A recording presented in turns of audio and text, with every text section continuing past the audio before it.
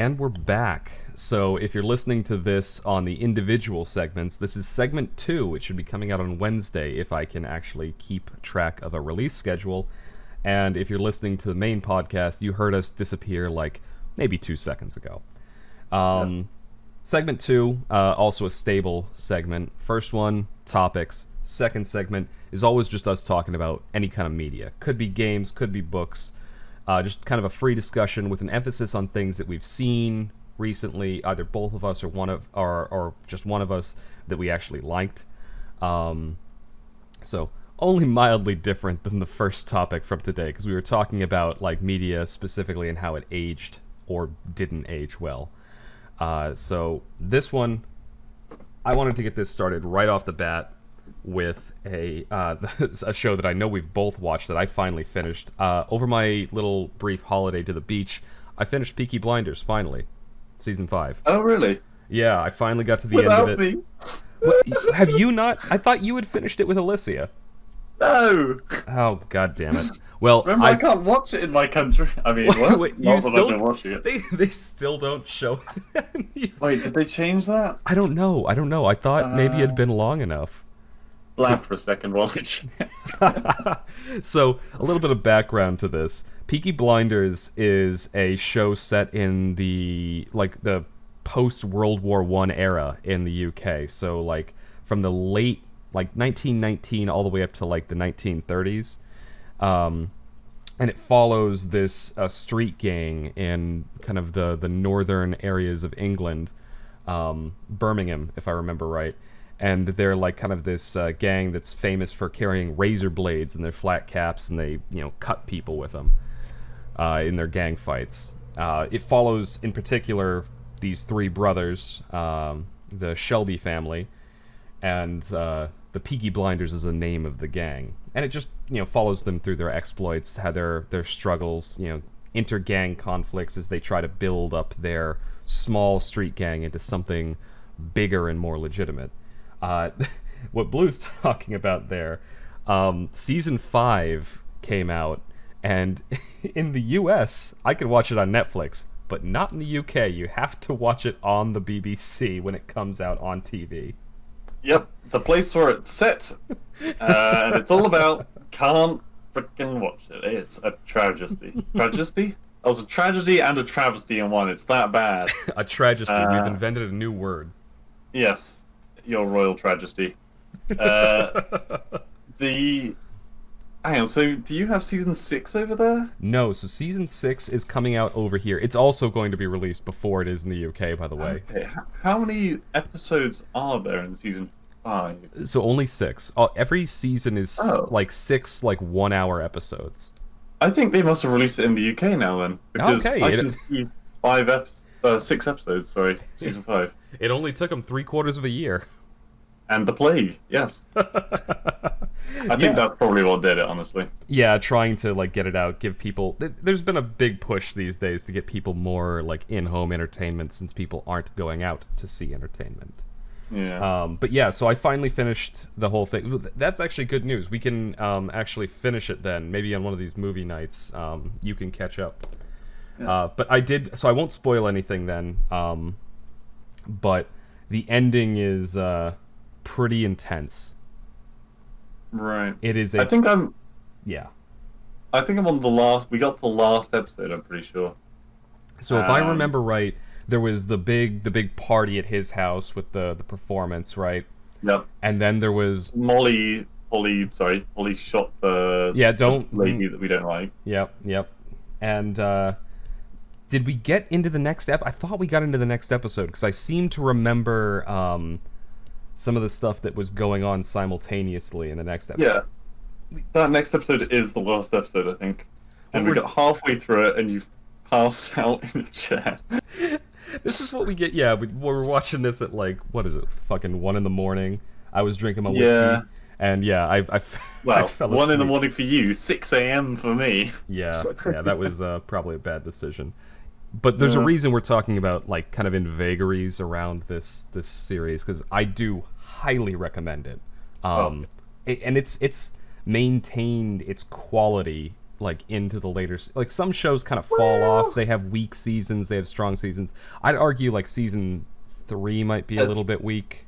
Definitely better and worse season this in Yeah, this. yeah. But most importantly, the first season is just Oh, class. the first season, even if you don't keep watching, the first season is definitely worth a watch. It is a Yeah. masterclass in like this new like TV used to be kind of where the shit like B tier, C tier actors went to, and then like the big Hollywood movies, that's where the A-listers went. But now it's the other way around. Like people, they're finding out that people are like really capable and really interested in seeing these long form dramas that have like really good character development, really good, cinematics, just really good like plot writing, and that can be maintained over multiple seasons. And not necessarily these 2-hour blockbusters. Those are becoming more flash and spectacle, whereas the TV dramas are actually having good writing and good character development and things like that. Peaky Blinders is a perfect example of that, I think. Sorry, I've been looking stuff up while you've been chatting. Apparently, Yeah. season 5 was released in 2019. Season 6 is meant to be 2021. So Okay. they're taking 2 years to release it, so I'm expecting good things. Yeah, I think that there's a certain global situation that might be a reason for them taking an extra year as well. Yeah, that also makes. Yeah, I'm gonna shut up because I'm really done. Yeah, no, that probably is it.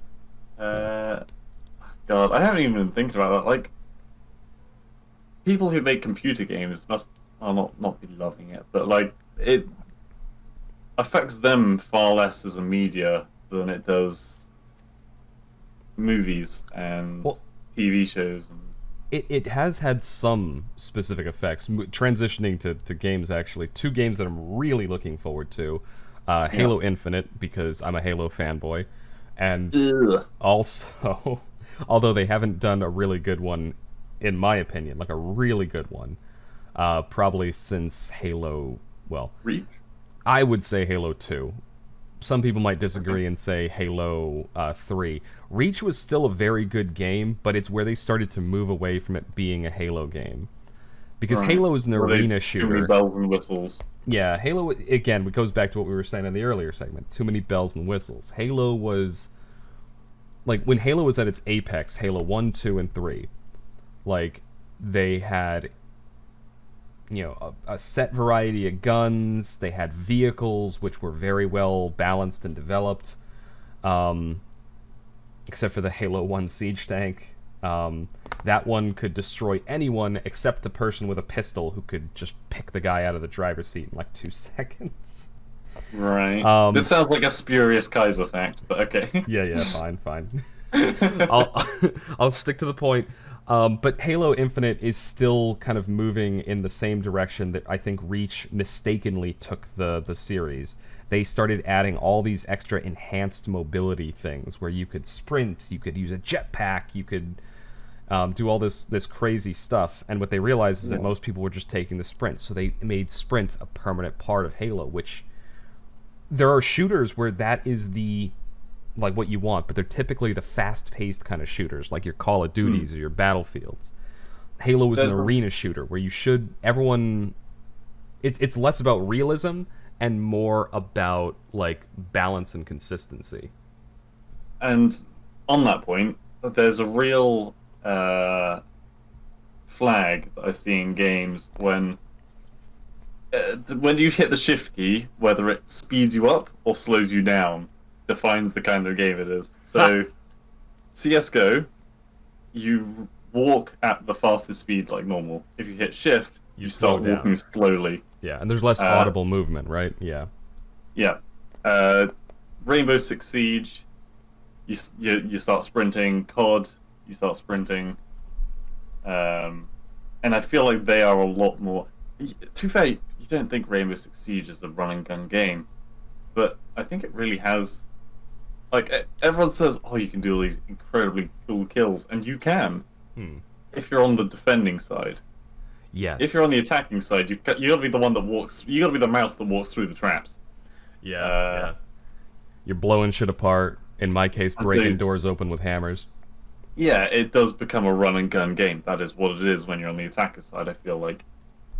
Yeah. So Um, we're I'm gonna bring us back quickly yes, because we sorry. are getting off in the weeds. The reason I brought up Halo Infinite was because you were saying Mhm. that the game developers are probably affected a little bit less, and the reason that I Mm. think it's true to an extent because you are able to work from home a lot of the time, but you also need this powerful development hardware. So we're seeing games like Halo Infinite being delayed by like months. It was going to come out holiday season this year. You've got games like Cyberpunk 2077, which I am super stoked to play that game. Are you? I am so excited to play. Well, okay, this is the developers that made The Witcher 3, and that game was fucking spectacular.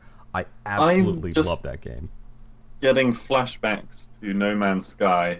There's so much hype for this game, and That I is think it's one going to thing. turn out like Watch Dogs. Unlike No That's Man's what it's Sky, like. though, so No Man's Sky, that game, there was tons and tons of hype, but it was an untested indie developer that had like all this funding like behind it. Same thing with Watch Dogs. No, It was Watch Dogs was AAA, wasn't it? it was a AAA game. It was a AAA game, and it had so much hype, all these teaser trailers and commercials and this cool stuff around it, and it ended up being just like a Grand Theft Auto knockoff with some Yeah, a hacking mechanics bad thrown in. Grand Theft Auto knockoff. Like, Um, but my point is, Cyberpunk, I think the hype is earned because this studio, I've watched them for a while. Like, they made Witcher 1. It was a really rough PC game with a lot of complex mechanics in it, but very good story, very well done game. Well, I won't say well done gameplay. The gameplay was kind of an ass, but it was deep and complex and at least consistent. yeah. But if a little clunky. Witcher 2 fixed a lot of that. It streamlined a lot. There was still some rough bits, but the story still great. Witcher 3, excellent gameplay, excellent story, excellent graphics. It was just a masterclass. Um, and it had a bunch of extra bells and whistles like most modern games, but they didn't feel like they held the game down. Like there's this whole like mechanic around using potions and oils and things that only becomes relevant at the higher difficulties. I just played the game on normal and ignored it because that wasn't my thing. I liked the sword combat with a little bit of the magic in there, and I really was there for the story and the a bit of the exploration in it. So I didn't. I ignore. You were able to kind of ignore certain mechanics, but not others. Right. Anyway, Yeah, kind of like again. Skyrim.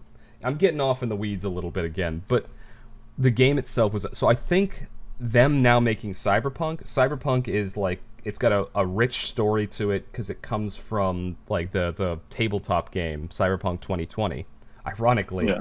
the game that came out in like I think the 80s or 90s, it was set this year. They were thinking there was I think they had a little bit too much ambition for what the future was going to look like, but it's got that story background, and they've clearly like cut their teeth and have been improving game after game. So I personally think the hype around this game is earned instead of it just being artificial like it was with No Man's Sky. Yeah. I don't know. I'm still. If it turns out like, God, what was that game called? It was so good, I forgot the name. The Deus Ex, Oh. second one, Yeah, Deus Ex. Mankind's Revolution. Something. Well, hold on. So there's three games. Oh no, four actually. So there's the original Deus Ex. Then Yeah. there was Deus Ex Invisible War, which was a meh game. I think I've heard of The that. first one was like revolutionary at the time. It was a PC game. But Yeah. it was one of the first ones to introduce like RPG mechanics to a shooter. Yeah. And very good. I've played it, but going back to our earlier segment. It's one that probably doesn't hold up too well. It kind of looks like the whole thing was, made 2 or 3 years earlier than it actually Yeah. was because it was kind of rough. But then they made Mankind: Human Revolution, which was That's the first. That was a That was a great good game. It was. I agree. I can't say about the. Actually, I've played the one after that, and I played about an hour of it, and I wasn't impressed. Yeah, Mankind Divided. I didn't like that one very much either. I bought it actually when it was on super sale around the same time you did, and playing through it, I wasn't impressed either.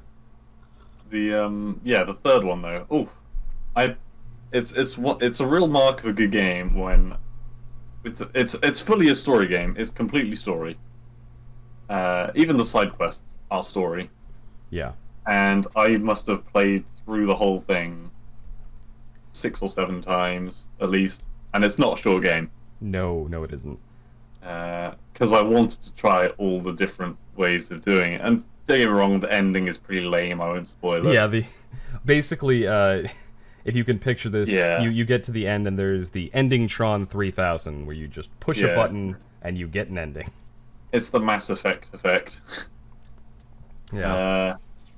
But no, that's kind of my idea of what was it, something 2020? What was it? Cyberpunk 2077 is the game that's coming the one. Close enough. Yeah. I kind of think it's going to be like Deus Ex on steroids, or it's going to be Watch Dogs. Yeah.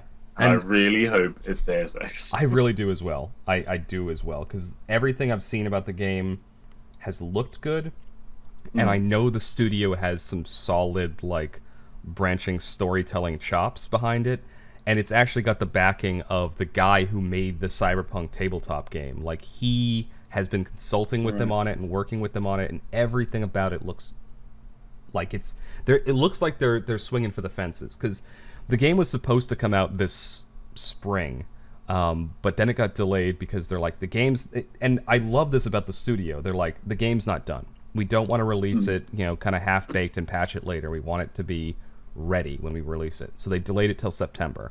Now, with the whole situation, again, I'm avoiding this because this is going on. I'm avoiding saying the actual word because it's going on YouTube. And they don't like talking about that. Yeah. Because of that, they've delayed it further. So now it's coming out late this fall. I think it's November sometime.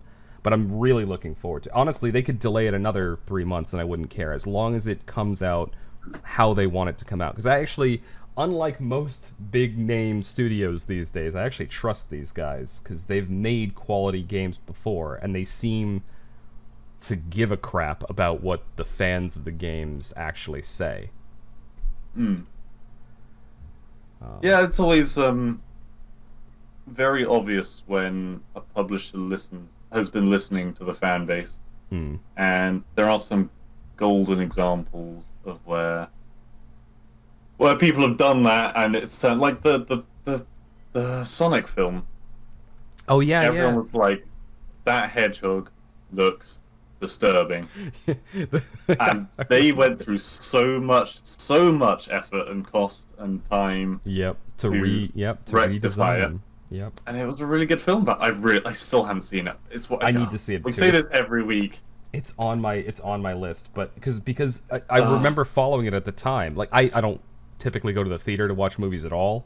I typically wait until they come out on, like, either Amazon or Netflix or somewhere, or somebody or previously, when I was traveling more often, when I was on a plane and they had movie selections there, that is when I typically watch movies. So I knew I was never going to watch it in the theaters, but I was so happy when I saw that, because the first one I was like, oh god, Sonic fans get screwed over again.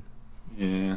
And but they did. They listened to the feedback, went back, remade the character, and made it actually look more like Sonic. And I've seen clips from the new version of it, and goddamn, it looks good.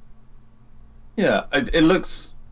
I mean, in the age that we are, it's obviously children friendly, which means that some of it's going to be it's mostly going to be very, very PC. Yeah, which is fine. It's good, but there's also apparently some very funny moments that it doesn't matter what age you are, you can still enjoy it. So that's actually a decent transition. We've moved neatly from video games into movies. Thinking, there's another movie I can think of that did something very similar to that. Because what you're talking about is, like, it's safe for the kids, but there's some jokes in there for the parents too. Yeah. Another movie that I think did that extremely well was Shrek, the original one. Yeah. Oh god, the original was so good. No one really talks about it, but I think the original was by far the best. Oh, it was. I absolutely loved that. I think when that movie came out, I was 10 or 11, maybe a little older. I was very young. I can't remember. I think it came out in 1999 or maybe 2000, which means I would have been like 11 or 12. It was VHS. We had it on. But I absolutely loved that movie, but I went back and watched it later as like in college. We had a movie night and we watched that movie, and sure enough, I saw things in it. I'm like, oh, I didn't get this as a kid, but that's fucking hilarious. Yeah. And so, but the adult jokes. Yeah. There was like the fact that the Lord in it was named Lord Farquaad or Farquaad, but if you say it fast, it's Lord Fuckwad. What mind blown. Did you not know that? You never picked that up? I haven't seen it in like half my life. So they say it in a British accent, so it's like Lord Farquaad. And so, oh my god, as that a was kid, the perfect pig's accent. You know, the three little pigs. That was that accent. That's what I'm thinking of. Is they say it like that, and when I heard that as an adult, I'm like, oh my god, his name is Lord Fuckwad. Wow, no, I never. Yeah, no, Farquaad. Wow. Yeah, no, I'm never gonna hear it differently anymore. Holy moly. But that's another movie that I think it was a masterclass in showing that, like, it was a movie made for children, mostly. But it was a family movie because there were jokes in there for the adults as well. Yeah, I mean, the frickin' love affair between the dragon and donkey. I mean, that whole thing is very... But at the same time, it's very PG the way they did it. It is. As to how they, like, in later films made donkey dragons. Yeah, they bit weird. They go a little bit, like, far with it. Like, they were stretching things by the later movies, but I think there's a reason for that. Like, they were trying to cash in. I mean, like, adorable donkey dragons, obviously going to be adorable, but I think movie 2, a bit disturbing. Shrek 2 probably had justification for existing. It was, it wasn't as good as the first one, but they kept the plot going. Good, they had the whole fairy godmother subplot and going to meet the parents and everything. I kind of see it as a whole different genre. I think it must have been quite far apart to be made. I think must have been several years. I think it was only like a couple years, maybe. Really? Yeah. I'll look this up while I'm talking. But yes, the whole Shrek 1 feels like a whole different world to Shrek 2, and yet they were both excellent films. Yeah. Well, I'll agree with that. Yeah, the feel of the movies was entirely different because the first one. Right. How far apart were they? So Shrek, the original Shrek was 2001. I thought it was before 2000. I thought it was like the 1990s. All right, 2001. Yeah. That means I would have been 12 or 13. Okay. Go on. I would have been 4. Shrek 2 is 2004, so 3 years apart. That's really not that long. Yeah, 2004. Yeah, it's 3 years. 3 years. Yeah. It also probably explains why Shrek 2 probably... I didn't have that same revelation watching it again as an adult, because I was still basically a kid when I watched the first one, but by the time Shrek 2 came out, I was in high school and I was a teenager, so like I probably got most of the more the hidden things, so I didn't have that same perspective that I had on the first one. Yeah. But I think this is probably a very neat transition to one of the other things I had on my list. So you know how Netflix has been doing this? Maybe they haven't in the UK, but in the US they've been putting out these kind of mini documentaries that are several episodes long. One of the first ones they did that I remember is The Toys That Made Us, and it's going through kind of the history and the impact of different like toy Right. brands like Transformers, GI Joe, Barbie, and how they've kind of affected culture, how they were originally developed, how media spawned out from them. Gotcha. How psychopaths were typically Cuddle Me Elmo fans. Oh Yeah. god. Cuddle Me Elmo was creepy as fuck. So was Furby, actually. Was he? Uh, I mean, I know Furbies were. I did not like Furbies, possibly because of watching Gremlins. Um, I see I my toy as a kid. I was a Transformers kid. I had yeah. Transformers. Oh yeah, hell yeah. But just before we leave Furbies, Mm. right? I don't like them. E does like them, and one of my other friends, from a while back, they really like them, and they still like them, and they're making this thing called. I think they might have made it now. Something called a long Furby. I don't know if you've heard of it. I'm sorry. A long Furby sounds like a sex toy. Wow. No, it most certainly is not. But I haven't heard of it. No, but the picture I have in my head is horrifying. it's. I mean, they they've unstitched like the body of the Furby, right? Just And they've that- made it into this giant, like, long snake with the Furby's head on the end. God, just that sentence. Yeah, okay, that is the picture I had in my head. That is the Wow. picture I had in my head, and it horrifies me if it's what I'm thinking of. I mean, just look it up. I just. Oof. I may I- in post whatever video we put Creepy. over this podcast, I may paste in the picture of what this thing looks like just for the people who are actually watching and not just listening to see. Just to induce those nightmares for people. Oh yeah, I want this nightmare to be shared. Yeah, but then there's some people who look at it and they'll be like, "Oh, it's so cute," and for those people, they can stop listening right now. Because clearly you are a deviant. Go. Yeah, but yeah, no, like I don't understand how my friends, because yeah, these are people I talk to, and I'm like, I thought I knew you. Oh my god. Anyway, the reason I brought that up, the reason I brought up the toy one is they've released a new one recently called High Score. Right. This I was is a gaming hanging one, out- I take it. Yeah, I was hanging out with Raymond yesterday, and while we were waiting for kind of the day to end, because it was a Friday, so he was still working, and so was his wife, and our other friend hadn't arrived yet. So I was just kind of chatting with him, and I was watching stuff on his Netflix account while I waited. And oh, by the way, complete non sequitur here. Great prank to play on people. Go, if you get access to their Netflix account, like at their house while they're doing something else, watch a bunch of really terrible movies. Like sort by thumbs down, find the worst ones, and just start watching them, and then stopping and Right. watching them, because they will get the worst Netflix recommendations for like the next 6 or 7 months. We did this to my friend Tom a few years back. It was hilarious. Because he fell asleep and we had access to his Netflix account. You're such a good friend. Oh. I mean, to be fair, Juan, when we were over at his place, he had an Alexa, and we used it to just like add a bunch of like lube and fake dog testicles to his shopping cart on fucking Amazon. hell. Dogs, what the fuck? Alright, They make before this podcast, for everyone listening in, we were like, oh, okay, let's keep it pretty clean. that's I don't know What the what's fuck? it's a prank. It's a prank. They make fake dog testicles. They make like Oh. replacement ones, and they sell Oh. them on Amazon.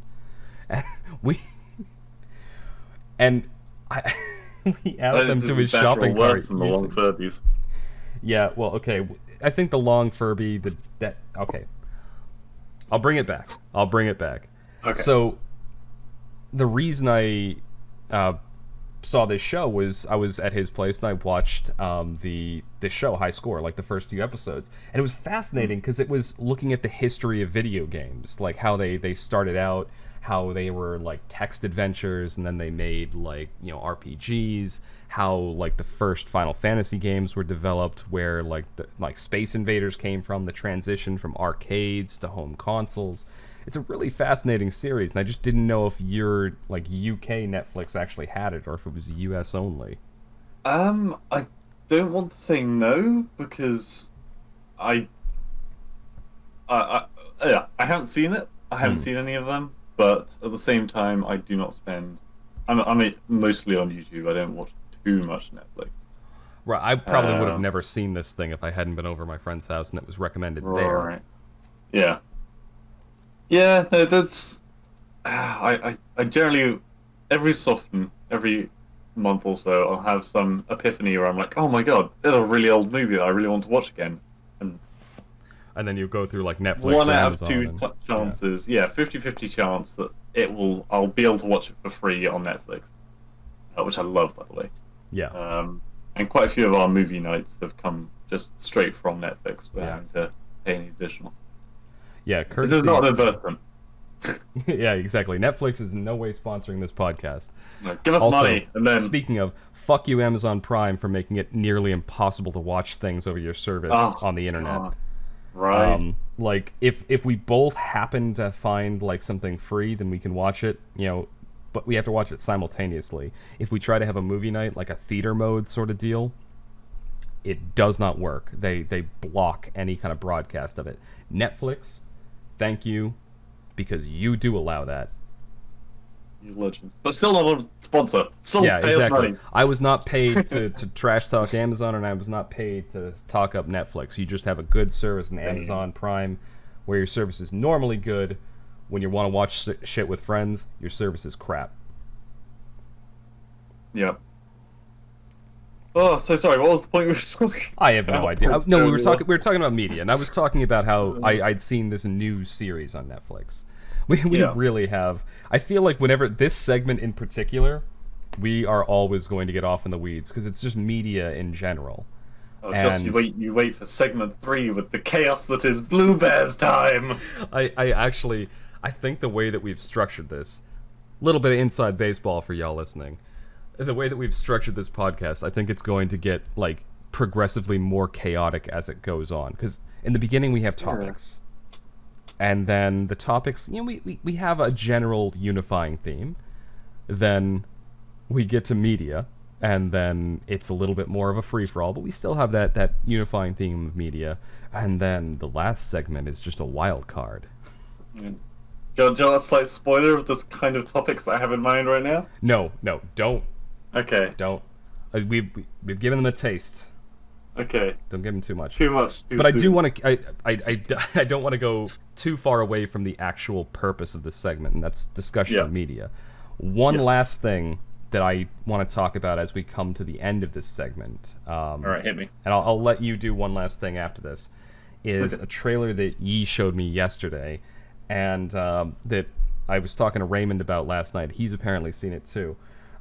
There is a Chinese-developed game that looks a lot like it plays a lot like Jedi Fallen Order.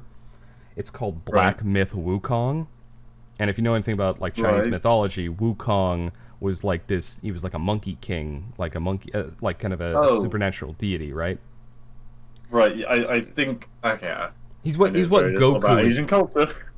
He's what Goku is based off of in Dragon Ball. Is he the monkey? He's got the monkey crown, and he's like He's got like a he normally double-sided has a staff. two-handed staff. Yeah. Yeah, Okay. yeah. So they made a game called Black King Wukong, and it's him. Like the trailer looks amazing. It's him running around and like fighting off other supernatural deities and interacting with other like minor Okay. deities and stuff. It looks Yeah. like an excellent game. Also, deities, not deities. Okay, so is this like a potato tomato tomato sort of deal? I assume so. We I'm say just, you know, we say deities in the U.S.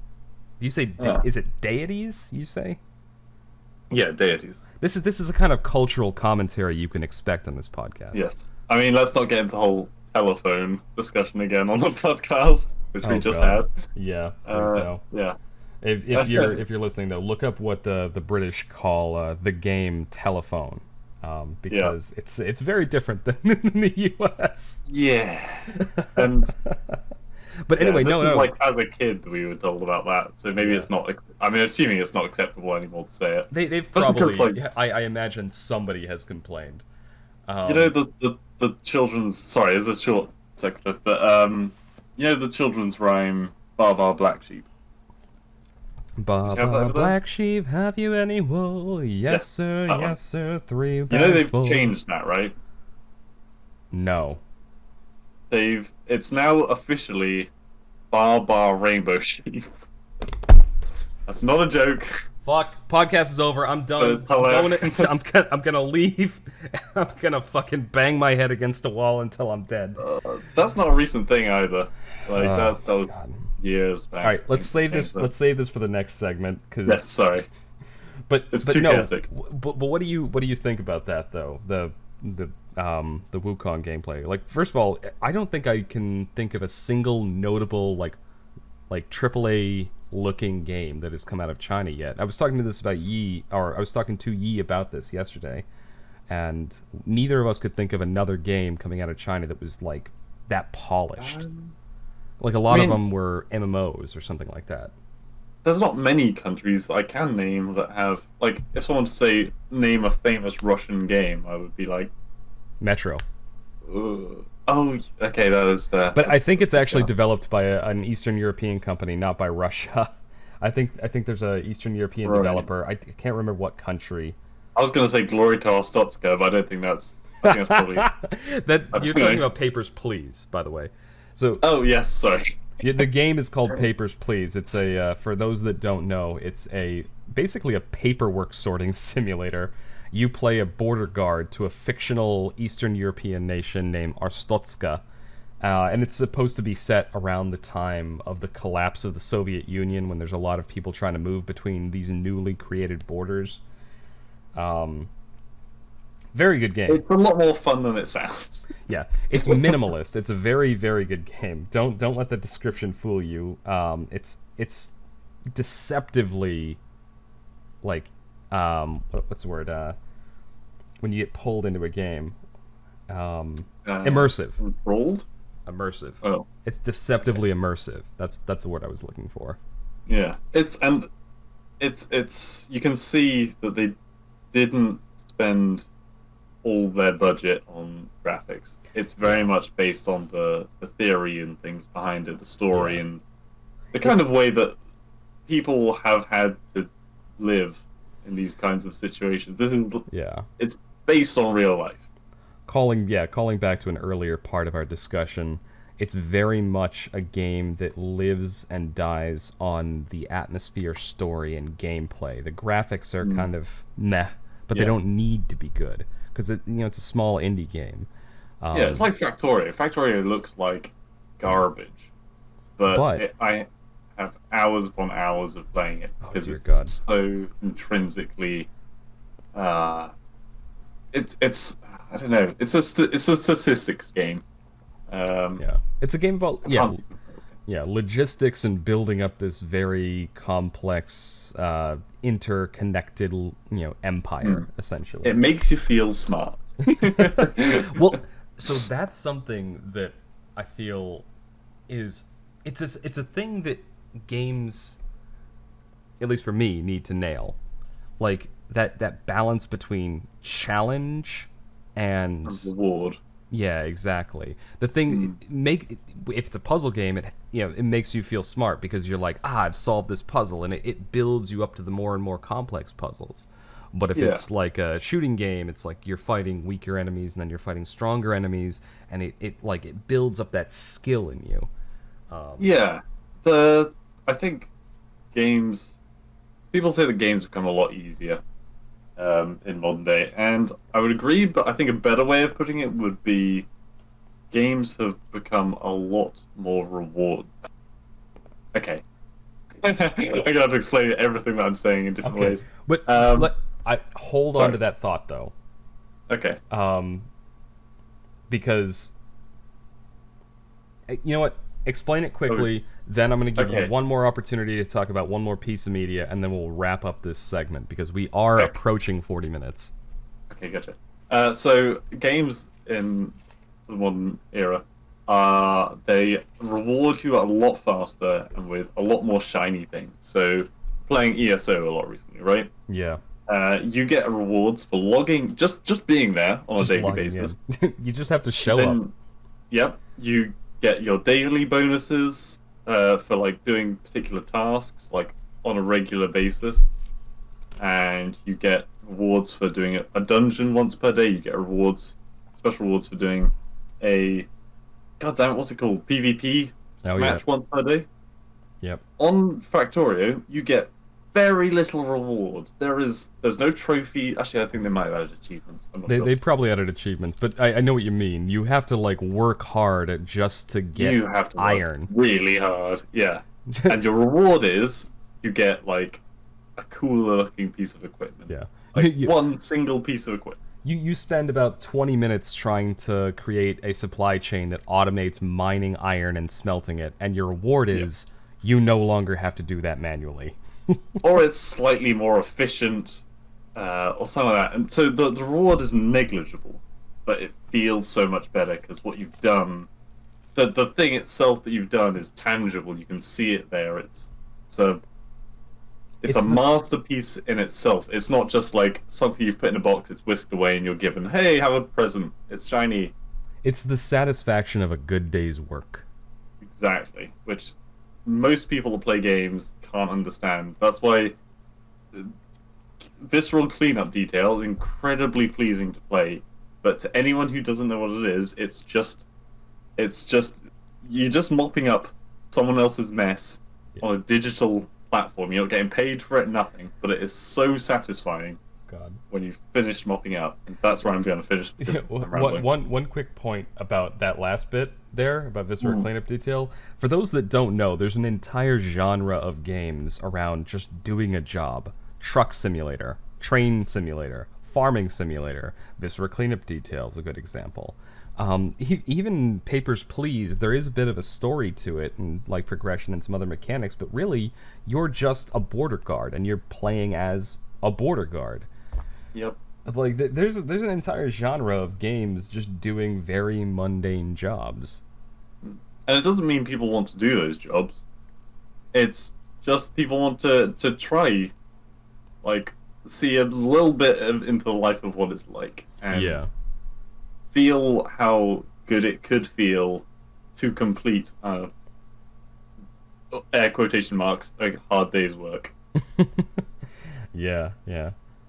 All right. Well, so we are at 42 minutes. Did you have one other piece of media, movie, book, game that you want to talk about, or you think you're good where we are?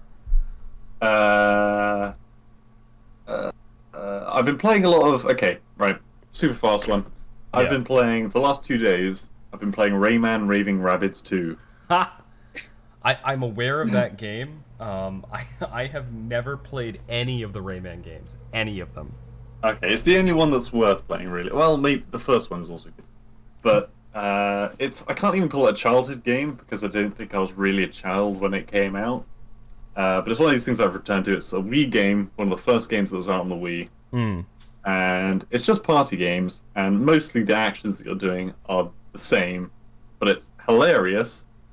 And my God, does it ever my arms? I went out for a drink an hour after playing this game, and I could barely lift my glass of rum to my mouth because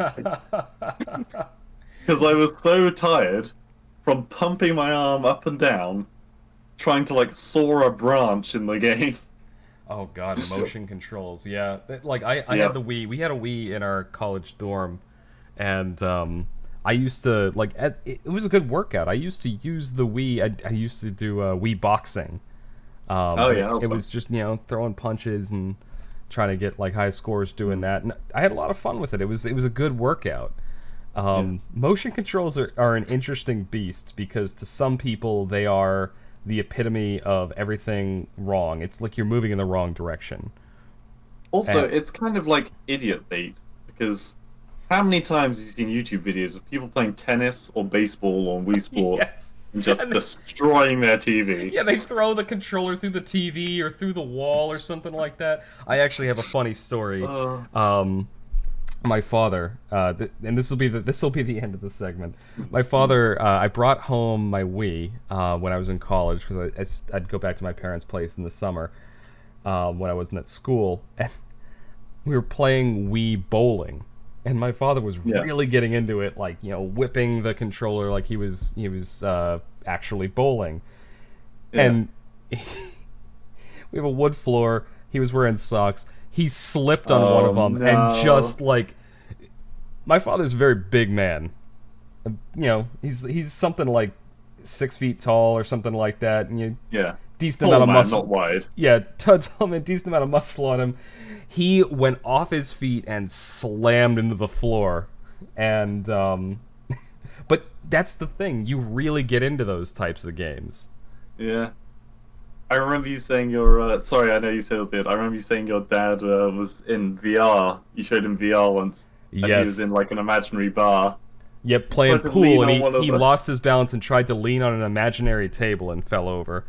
Oh, Like he's oh, we've all been there. yeah, he's always willing to try these types of games. He's the kind of person that I think that the VR and motion control games really appeal to because it's a video game, but it has that simulation, that feel of real life, and You get lost in it.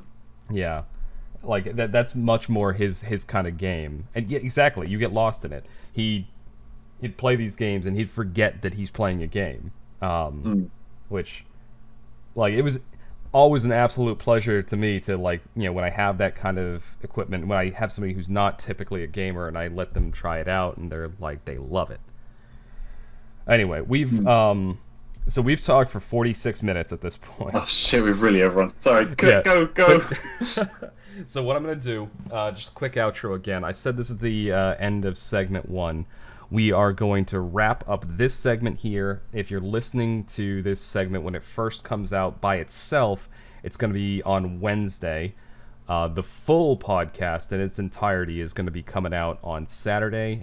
So if you're listening to that version of the podcast, you're going to be probably about 2, maybe 3 seconds without hearing the dulcet tones of our voice. Otherwise, we'll see you on Friday when the third segment comes out. Woo!